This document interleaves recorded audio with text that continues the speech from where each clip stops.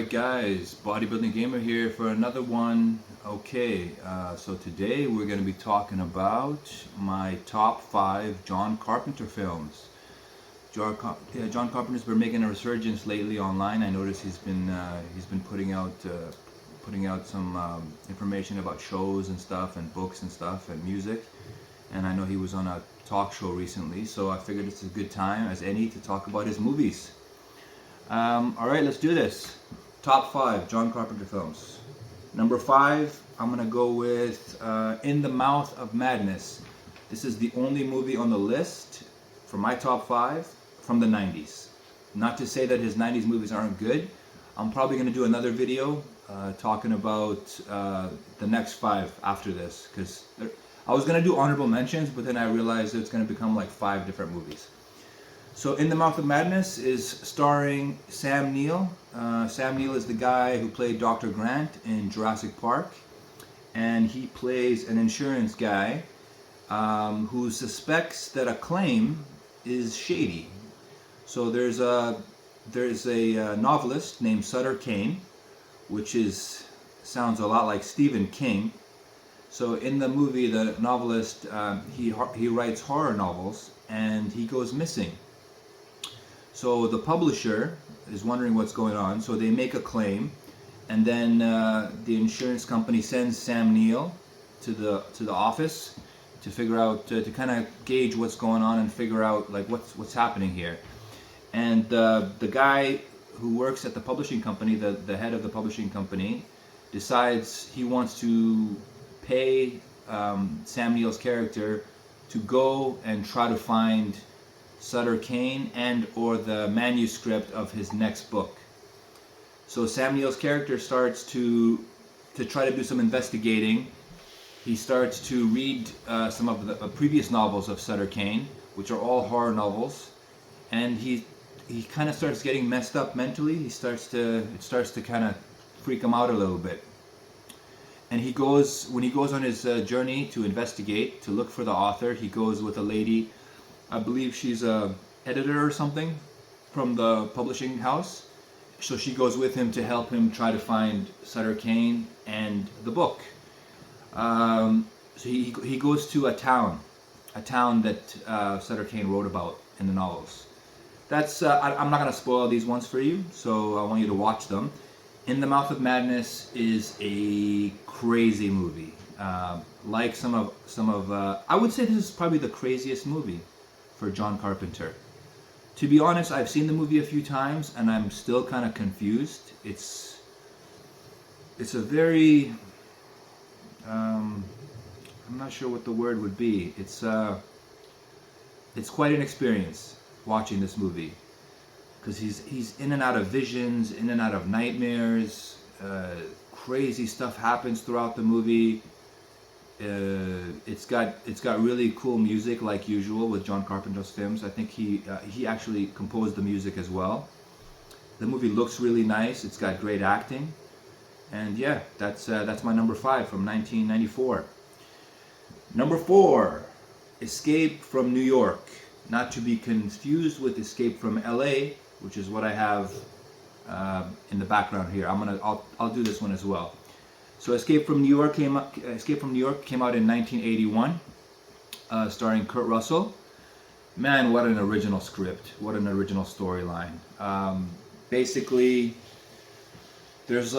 tensions are rising between the Soviets and the United States, and nuclear weapons and all that kind of stuff. And the president is flying in Air Force One, and the Air Force One gets shot down, and he lands in New York, Manhattan, which is actually now a prison.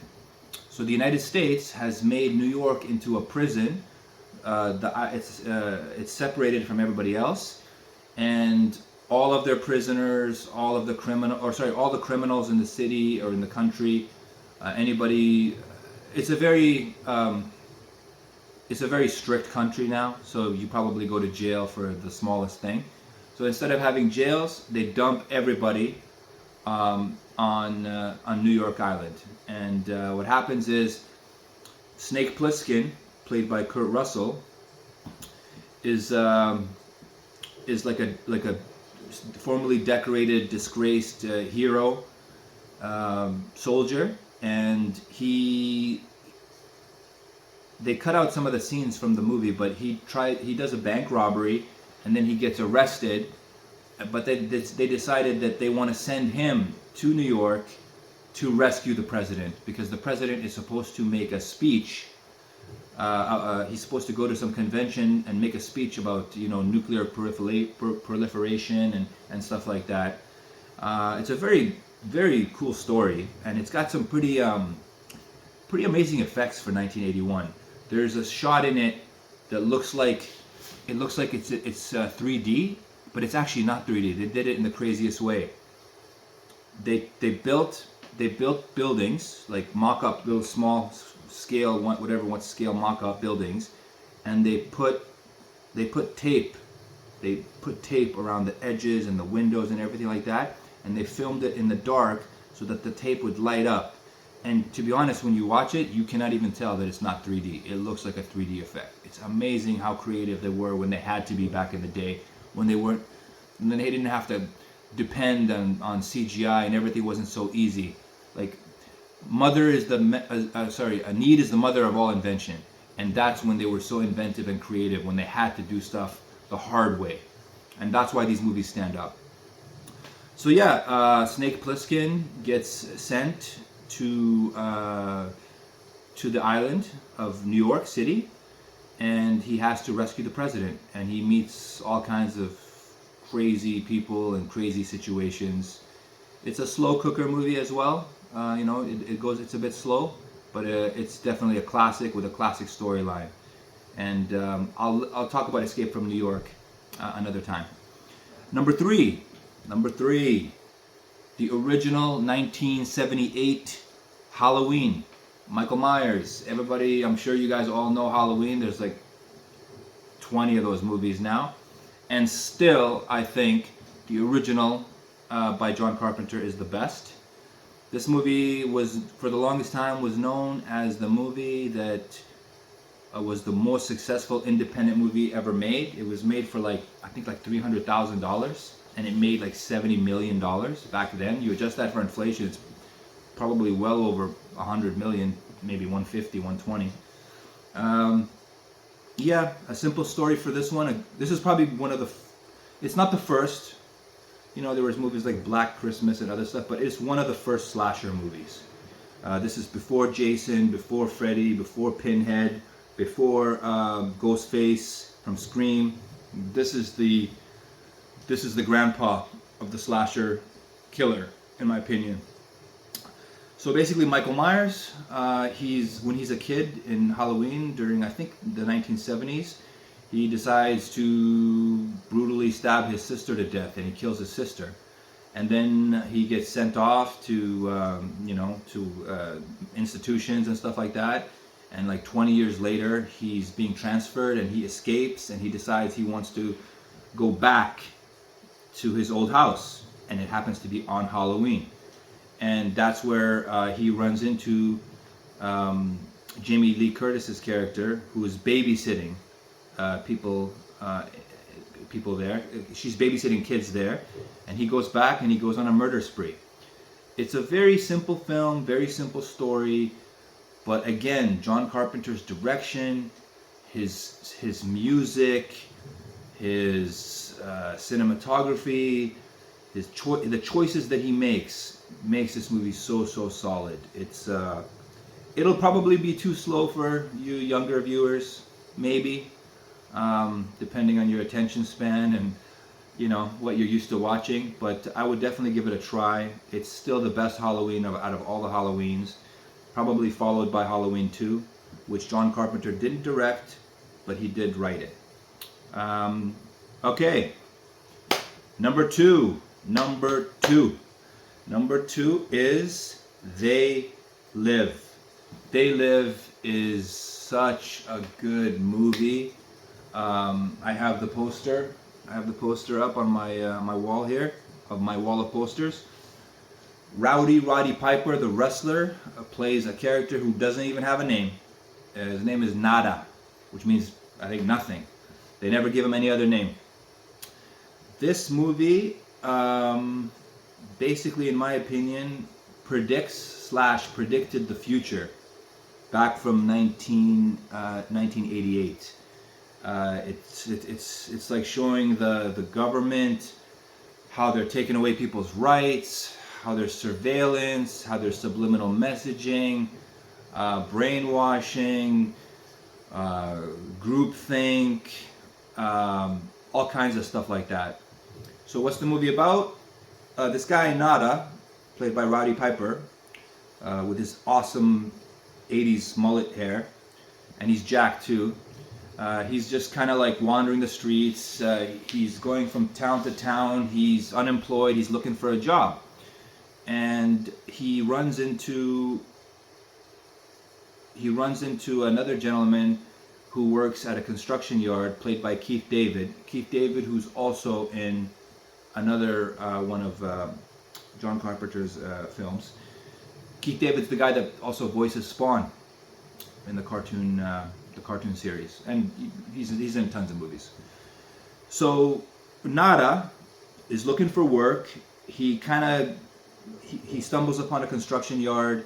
He asks if he can work there to the union worker, to the union guy, and he lets him work there. And Keith David's character kind of sees him, kind of feels bad for him, and tells him, "Hey, listen, if you want a place to eat and take a shower, there's a place I can show you."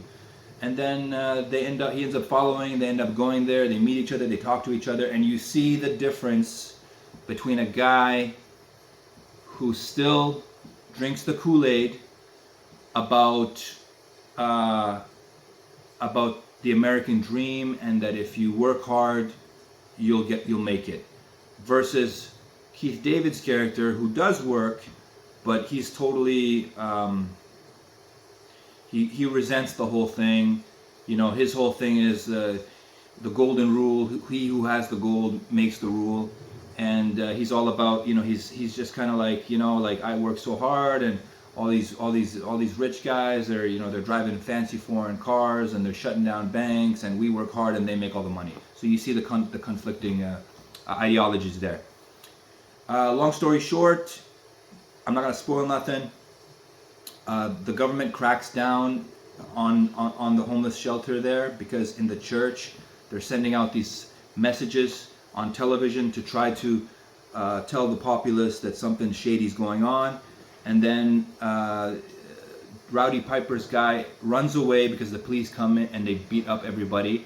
And he's in an alleyway, and he finds a box of sunglasses in a garbage bin. He finds a box of glasses in the church. Then he runs off. He's in an alley, and then he opens the box, and he's like, "These sunglasses, what's this?" Puts the box in the garbage, and then he forgets one of the glasses on his shirt. And as he's walking, he puts the glasses on, and then all of a sudden, he starts to see the world for what it really is. He starts to see the subliminal messages. He starts to hear the subliminal messages coming out of certain speakers, things that are trying to keep human beings docile and subdued. And that's as far as I'll go. You can watch the movie, and we'll talk. I'll do another full review of it. Great movie, definitely one of Carpenter's best. And number one, what you've been waiting for, which I almost gave away in the review, The Thing. The Thing, 1982, is John Carpenter's swan song, his best movie. He probably had the best actors in that movie, the best crew. He had a composer, Ennio Morricone. He had a big budget for the time. He had Rob Bottin, Stan Winston, Kurt Russell, Keith David. He had all the ingredients, and he baked a good cake that was underappreciated when it came out. The Thing, I already reviewed it. Basically, these guys, these scientists, they're in Antarctica, and then there's some trouble. They hear a helicopter. They hear gunshots. The helicopter pilot ends up by accidentally killing himself with a grenade. Then the other guy is trying to kill the dog. He ends up shooting at them. They end up killing him, and then they just take care of the dog. And then all of a sudden, the dog they start noticing. You start to notice that there's something wrong with the dog. The dog is acting really weird, and then part of the crew goes to the other camp to investigate what happened. Where did this dog come from? What the heck is the situation? And then all hell starts to break loose. This is John Carpenter's best film.